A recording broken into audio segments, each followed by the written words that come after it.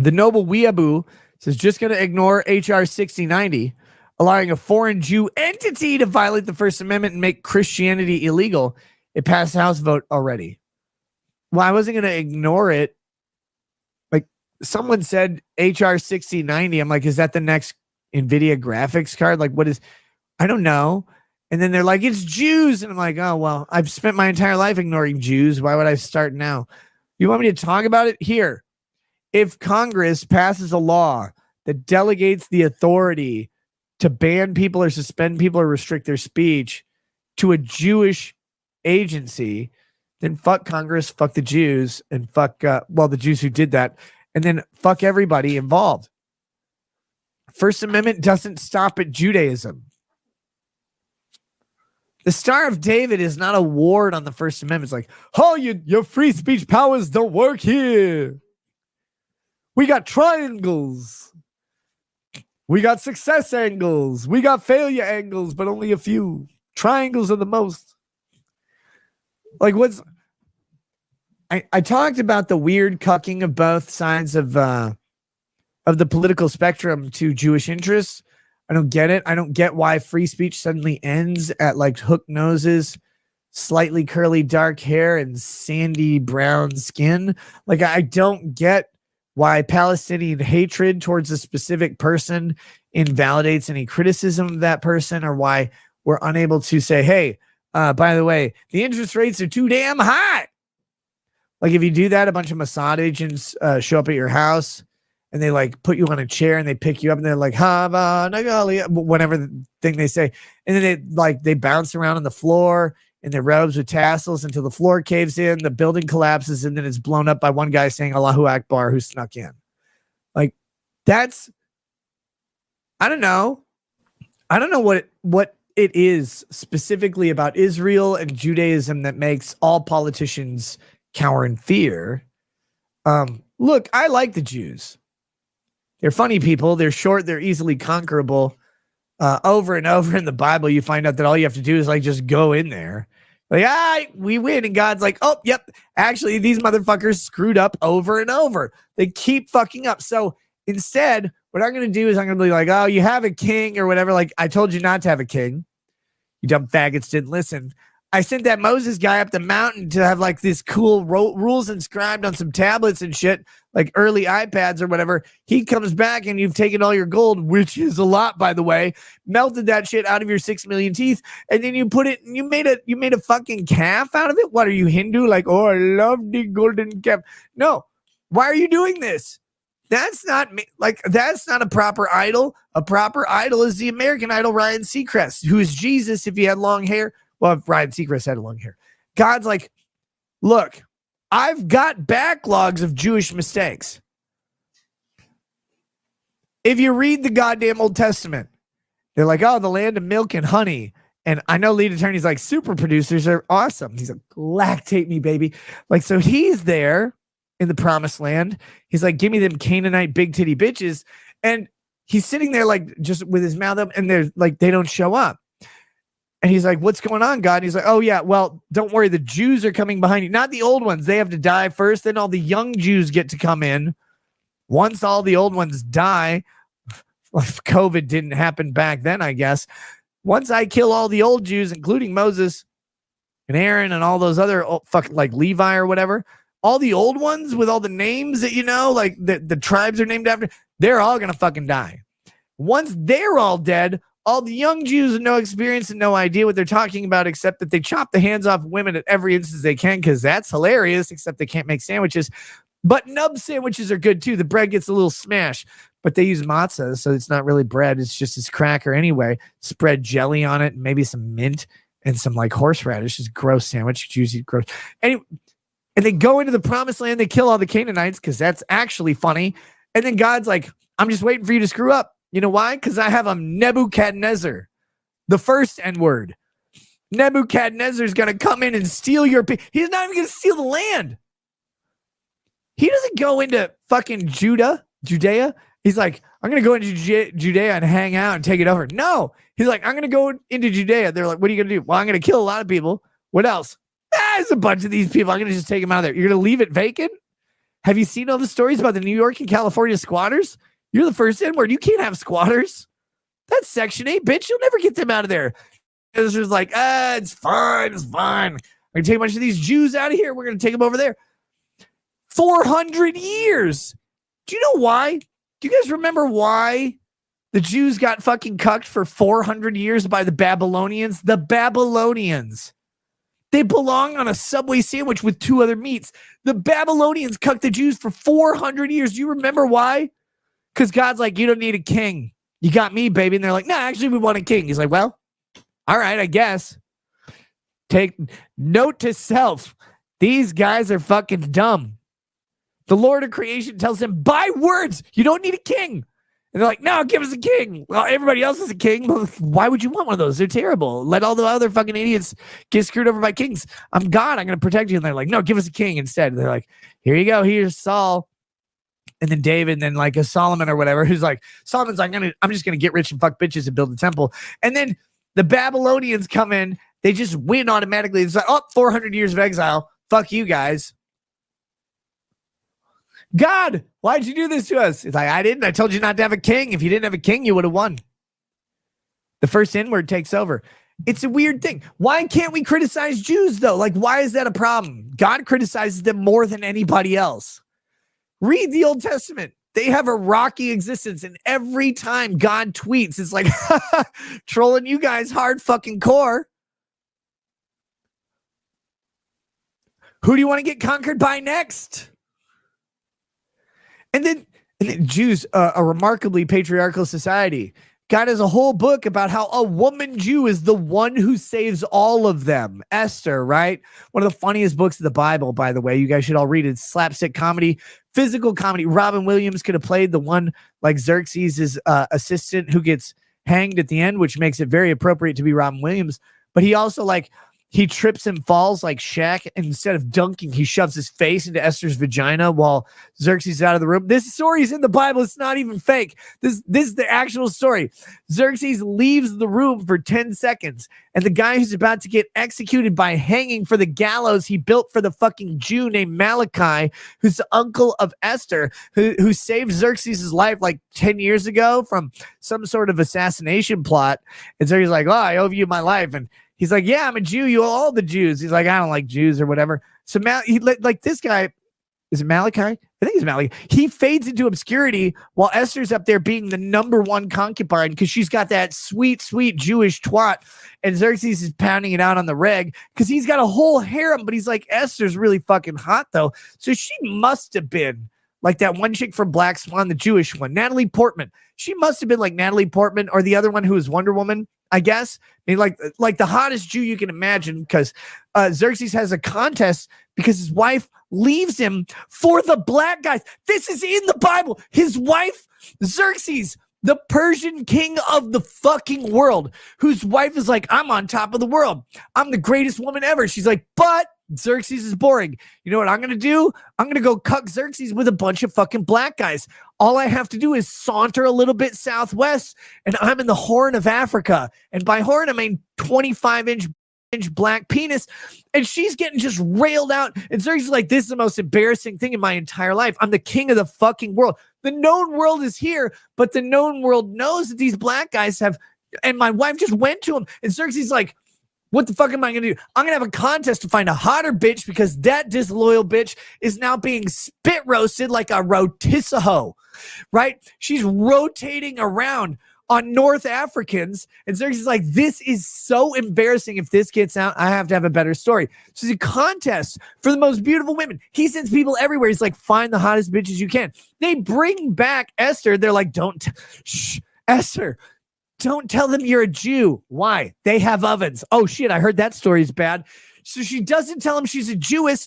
She goes to the goddamn concubine thing. She wins the Miss America pageant. Xerxes like, she's great, wonderful, very dark hair, not what I'm into. A little less European than I like, but she's got some good features. She's got some wonderful features, a little bit Yiddish for my taste. And she doesn't work on Saturdays, which means the grinding's a little lower. But I got to grab another one. I have plenty more where they came from. You know, the backups when the bleeding tent happens. And Esther becomes the number one hoe of Xerxes. The Bible's like, this is the greatest Jewish woman that's ever existed. The side hoe of Xerxes while his wife's getting fucked by black guys. And her uncle saves Xerxes from getting assassinated. But then some guy's like, hey, Xerxes, I'm your number one in command. What do you want me to do? He's like, I don't know, do whatever you want. He's like, I'm going to pass an edict, Xerxes. What's your edict? There's these Jews. Have you seen their houses and all their stuff? It's cool. I have this great edict. I'm going to pass an edict that says, kill whatever Jew you want. Go into his house and take his stuff because you just can.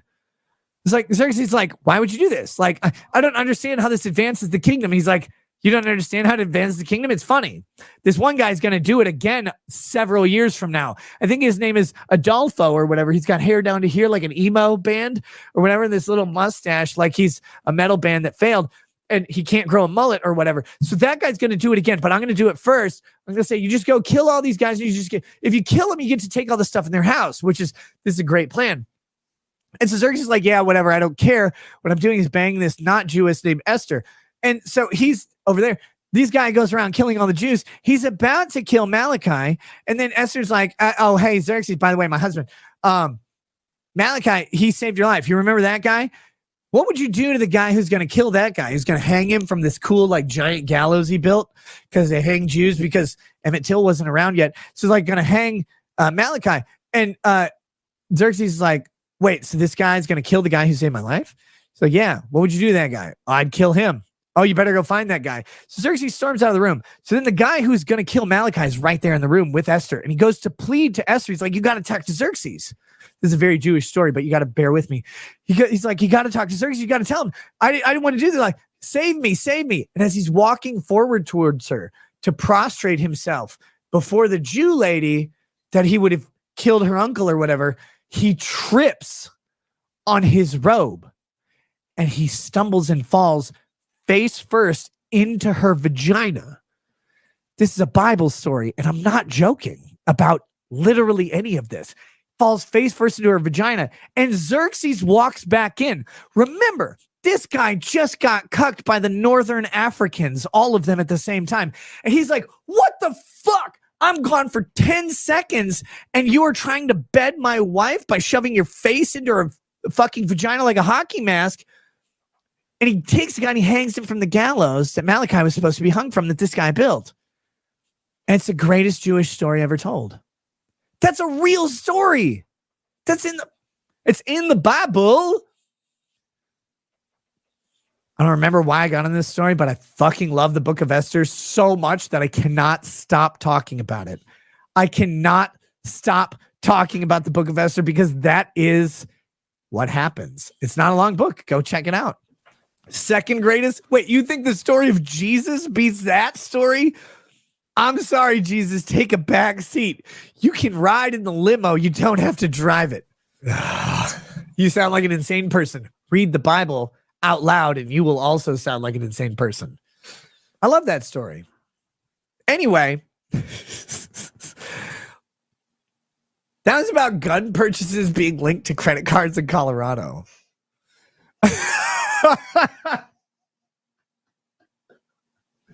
This is my favorite part of YouTube streaming and Rumble streaming. It's like, how did you get on this tangent about Esther and Xerxes or whatever? Was she really spinning around on a rotisserie like two black Africans? Yeah, I guess.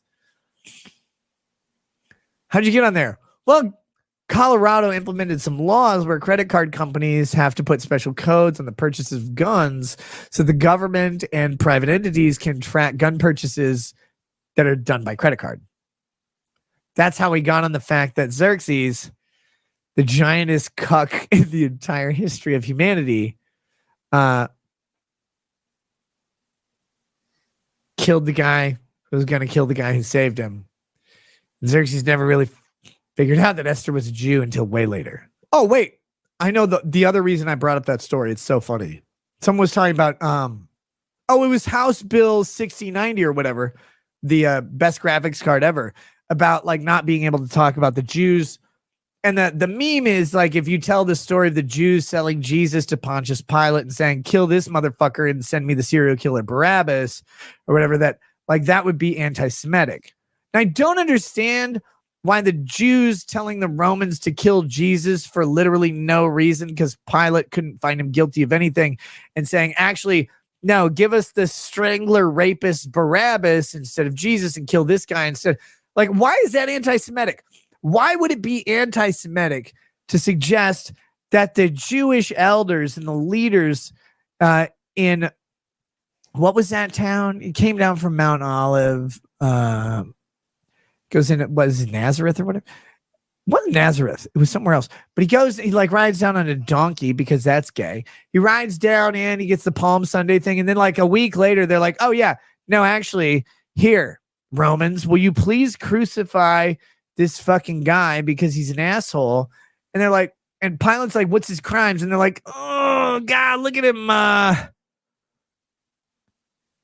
He's like tall or whatever, and he's got hair and shirtless. I'm sure he's got a robe and he walks around in sandals. I don't know what he did. I don't know what he criticized this or whatever. And Pilate's like, I don't want to kill this guy. And they're like, well, give us somebody else. Like, I'll take Barabbas and you can just kill this guy. And Pilate's like, you know what? A Jew's a Jew. And so he goes to kill Jesus because the Romans were like that. Like, let's not forget the Romans are funny here too. It's like, well, I don't want to kill I'm going to kill a Jew. So you got to, if I'm going to kill Jesus, you got to have me not kill a different Jew that I was going to kill. That's what everybody gives Pilate a pass here. He's like, oh, he washed his hands of it. Pilate, he's like, I don't want to kill this one. But you like wanted to kill another one until they gave you a replacement Jew. That's like turning Barabbas in for warranty parts and getting Jesus on the crucifixion. That's not better, Pilate.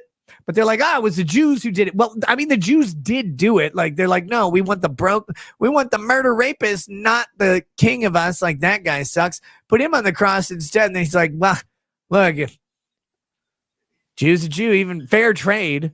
Is a barter economy on executions in Rome going on these days? Like, I don't understand how that works, but Pilate justified it. And he said, no, he's like, no, I'm a good governor. So he does. He's like, well, I'll send this one away. I'll take this other Jew. I don't care what their names are. Put him on the cross and we'll call him the king of the Jews. That's even funnier. It's a better kill than the guy who like strangles Jew women. Like, we'll put the king of the Jews up there. And Pilate's like, yeah, fine, whatever. And the other Jews are like, yeah, this is great. Yeah, kill that guy. Why? I don't know. Torture him first, though. Put a crown of like shit on his head, like pokey shit. Not like gross shit. That's nasty. We're not into that. That's not kosher. But put a stabby shit on his head. That's fine. I'll poke him with a spear or whatever. Break his knees and shit. We make it the worst kind of execution for no reason that anybody can discern while reading the Passion. It's like, Pilate's like, I can find no fault in this man. They're like, yeah, give us Barabbas and kill this guy instead. He's like, okay, fair trade. And then he's like, oh, not only crucify him, but crucify him worse than everybody else. And you're like, this N-word Pilate.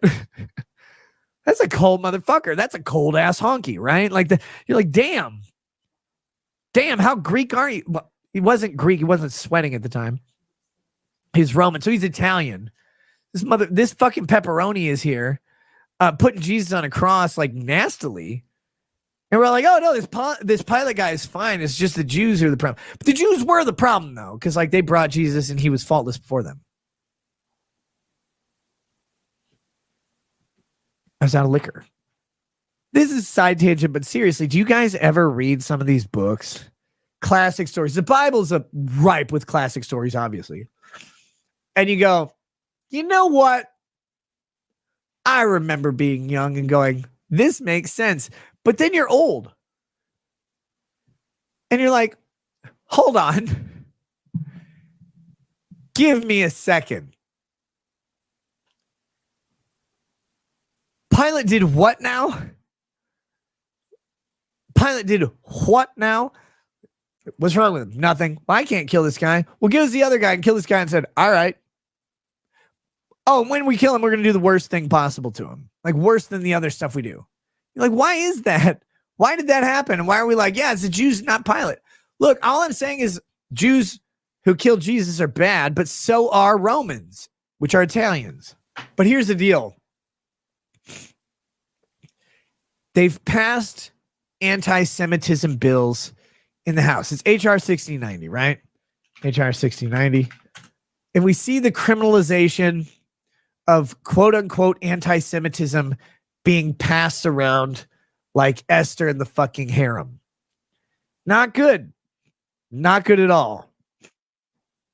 So we go, what the fuck's happening here? Because why can't we anti-Semitic? I don't want to be anti-Semitic. I mean, it might happen to be from time to time, but I'm not trying. Like, I like Jews as much as the next pilot. So we have HR6090, an act to provide for the consideration of a definition of anti-Semitism set forth by the International Holocaust Remembrance Alliance. Oh, well, that's going to be the best definition, the International Holocaust Remembrance Alliance. Hey, I hope you guys know. I hope you guys know that the Holocaust happened. There's an alliance to help you remembrance the Holocaust in case you forgot. Now, I know it's easy to forget the Holocaust. I know, because like you're never told about it. You have no idea like what happened. You're like, what Holocaust? I don't know what a Holocaust. I have no idea. But the Holocaust, the International Holocaust Remembrance Alliance, they're there to help you out. For the enforcement of federal anti-discrimination laws concerning education programs or activities, and for other purposes. Short title, this act may be cited as Anti-Semitism Awareness Act of 2023. That's AAA. Sense of Congress. Congress does not have common sense. They have sense that is all too uncommon. It is the sense of Congress that Title VI of the Civil Rights Act of 1964, this is the Martin Luther King, the Black People Act, prohibits discrimination on the basis of race, color, and national origin in programs and activities receiving federal financial assistance. Okay, cool. But Jews aren't a race, a color, or national origin necessarily, right? Jews are a religion. Now you can say ethnic Jews, but that's ethnic Jews. That would be race. Color, I'm not sure what color Jews are under the law. And national origin, not all Jews are from Israel. But we can name 120 countries we're not from. While such title does not cover discrimination based solely on religion, and we have to ask why. Why doesn't the Civil Rights Act prohibit discrimination based solely on religion? It's kind of crazy. Individuals who face discrimination based on actual or perceived shared ancestry or ethnic characteristics do not lose protection under such title for also being members of a group that share a common religion. Okay, so if they're perceived as ethnic Jews, they are ethnic Jews, I guess, because they're religious Jews. Discrimination against Jews. It says Jew. Why does it say Jews? I always feel like Jews is kind of a dirty word. Like it's an offensive word. Like it's like, should we say Jewish people or whatever in Congress? Not at the falafel house. May give rise to a violation of such title when the discrimination is based on race, color, or national origin, which can include discrimination based on actual or perceived shared ancestry or ethnic character. Yes! Yes! Oh, fuck you, bitches. I'm so happy. Oh my God. I support this law unequivocally.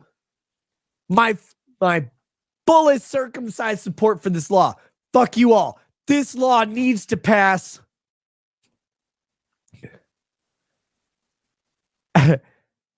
Actual or perceived shared ancestry or ethnic characteristics. Hey, Nikki Rackets, are you a Jew? Yes. Yes, I am. From now on, I am eating nothing but unleavened bread. Unleavened bread? Hell yeah. Fuck you guys. Call me a Jew one more time. I'm going to federal government your ass. Oh, yeah. Woo. I'm going to perm my hair and dye it blacker just so I can be even more Jewish. I'm going to get rhinoplasty to bring this bump to here, baby. You are going to get Jewed into oblivion, motherfuckers. I want the federal government to pass this so bad. I've got a bone to pick with everybody in chat. All of y'all. Don't throw leavened bread at me. It is a policy of the United States to enforce such title against prohibited forms of discrimination rooted in anti-Semitism as vigorously as against all other forms of discrimination prohibited by such title. Wait a minute. This lowers the standard because enforcement against anti-Semitism is higher than all other forms of discrimination. As noted in the U.S. National Strategy to Counter Anti-Semitism issued by the White House on May 25th, 2023, there's a U.S. National Strategy to Counter Anti-Semitism. Why? Okay, real talk. Why? Why is there... To me, we have a problem, right? This looks like a violation of the Establishment Clause. Congress shall make no law respecting the establishment of religion. So Judaism is a religion, right? But the Jewish people are not all necessarily Jewish religiously. However, doesn't this respect the establishment of a national religion effectively? We're to say the government is specifically single out Judaism. I know it's the ethnic version of Judaism, but the presumption is that ethnic Jews are also Jewish. So here we go. It is critical to increase awareness and understanding of anti-Semitism, including its threat to America. Let me say this openly, and this is a weird thing to say. I don't want to be like one of those fucking right-wing grifters who's like, I'm going to say the riskiest thing you can say on television. But you guys tell me, is it risky to say this? Anti-Semitism is a 0% threat to America. 0. Anti-Semitism is not a threat to America at all. None. 0% threat to America. Increase awareness and understanding of anti-Semitism, including its threat to America. Anti-Semitism in no way threatens America. I feel like, look, I like Jews. I like them. I like the Jewish people. I like Jews. I'm really mad at Jesus sometimes, and I want to kill him too. But like, I like Jews. Anti-Semitism is 0 threat to America. Why are we talking about this as if it's a threat? Improve safety and security for Jewish communities. Wait, how do you have Jewish communities in America? I thought we didn't do that. Reverse the normalization of anti-Semitism and counter anti-Semitic discrimination, and expand communication and collaboration between communities, whatever that means. First of all, is anti-Semitism being normalized? What does normalization of anti-Semitism even mean? What is it? How do you normalize anti-Semitism? If there's anti-Semitism that is so prevalent that they need a law about it, I think it was already normalized. Right? This is actually wildly interesting to me because I'm looking at this thing going, there are problems with this. You cannot do this. One, like everybody's focusing on, well, this violates free speech. I'm like, this is respecting the establishment of religion. This is to take anti-Semitism off the table and root Judaism in American culture as a protected superseding class.